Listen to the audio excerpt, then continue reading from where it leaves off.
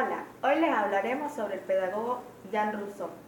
Él nació el 28 de junio de 1712 en Ginebra, Suiza, y murió en Francia el 2 de julio de 1778.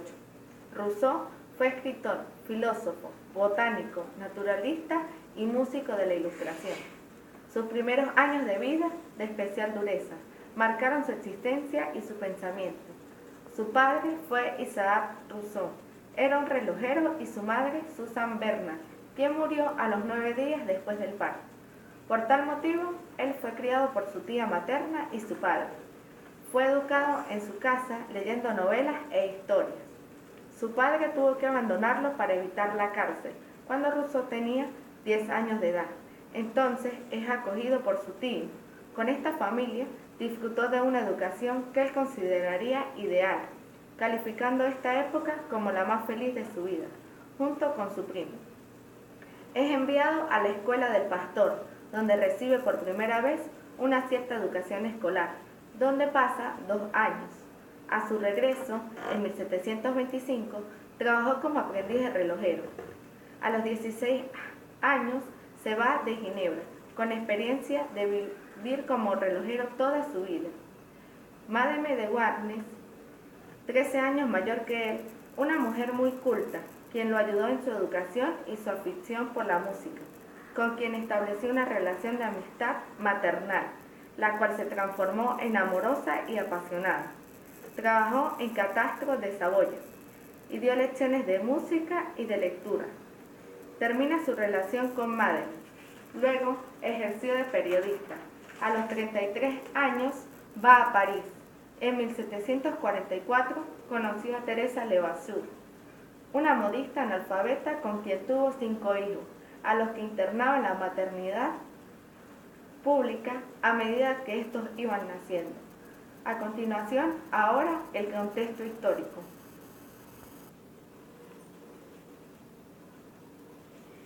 Rousseau pertenece a la Ilustración, movimiento intelectual que alcanza su máxima difusión en el siglo XVIII y que culmina en 1789 con la Revolución Francesa. La Ilustración no fue solo un movimiento filosófico, pues también tuvo repercusiones en los terrenos de la política, la literatura, el arte o la religión. Su principal objetivo fue difundir las luces de la razón frente al dogmatismo, la superstición o el fanatismo. Por ese motivo, el siglo XVIII recibe el nombre genérico del siglo de la razón. En el territorio social, la burguesía comenzó a perfilarse en esta época como nueva clase dominante frente a la nobleza y el clero. Su asesor estuvo favorecido por la aplicación de una serie de innovaciones técnicas, máquinas de vapor, telares mecánicos, etc., que marcan los inicios de la revolución industrial. Tales adelantos hicieron que la mayoría de los ilustrados confiesen en el progreso y en la creación de una sociedad justa e igualitaria. A pesar de esta nueva situación social, el sistema político vigente en la mayoría de las naciones europeas era despotismo ilustrado, forma de gobierno en la que los monarcas aplican reformas sin contar con la participación popular. La confrontación entre la nobleza y la burguesía se proyectó también en el arte, mientras la nobleza veía reflejada su lujosa concepción de la vida en el estilo rococó. La burguesía plasmó sus ideales en el neoclasicismo, que promovía la vuelta al severo ideal griego de belleza. En religión, muchos ilustrados defendieron el deísmo, creían en la existencia de Dios, pero no aceptaban las instituciones religiosas, sostenían una religión natural. La ciencia y el conocimiento tienen un gran desarrollo que quedaba plasmado en la enciclopedia, para que así pueda también difundirse o propagarse.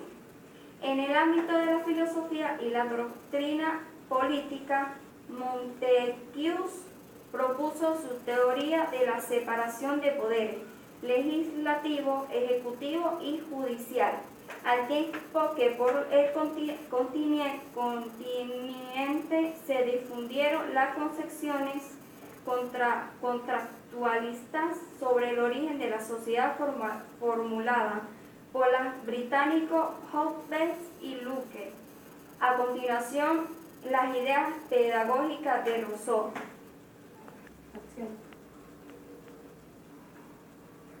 Ideas pedagógicas de Rousseau. La educación debe centrarse más en el niño y menos en el adulto.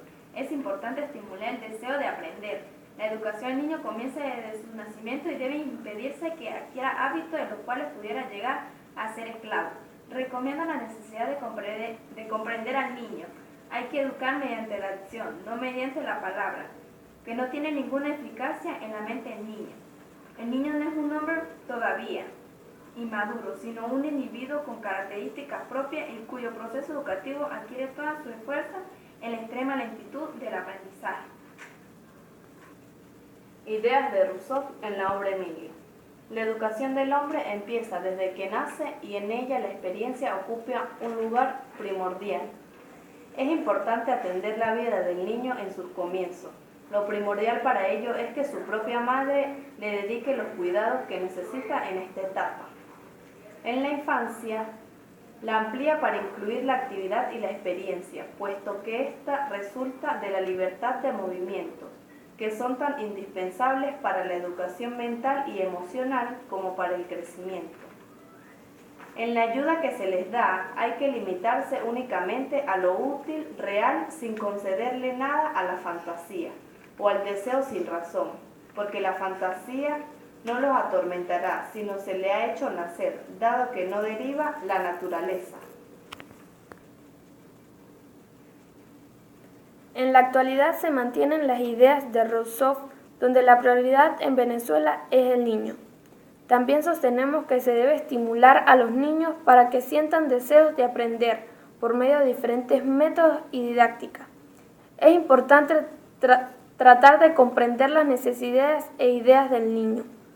Mantenemos que para el niño es importante tener total apoyo tanto de su madre como de su familia en su etapa de inicio de aprendizaje.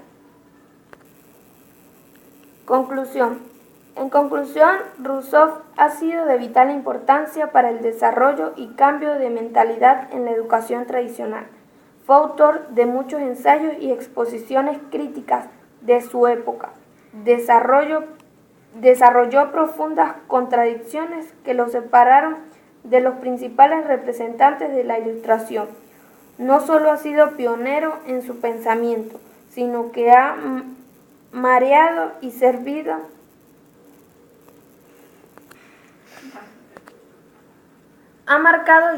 de base y apoyo para muchos autores posteriores.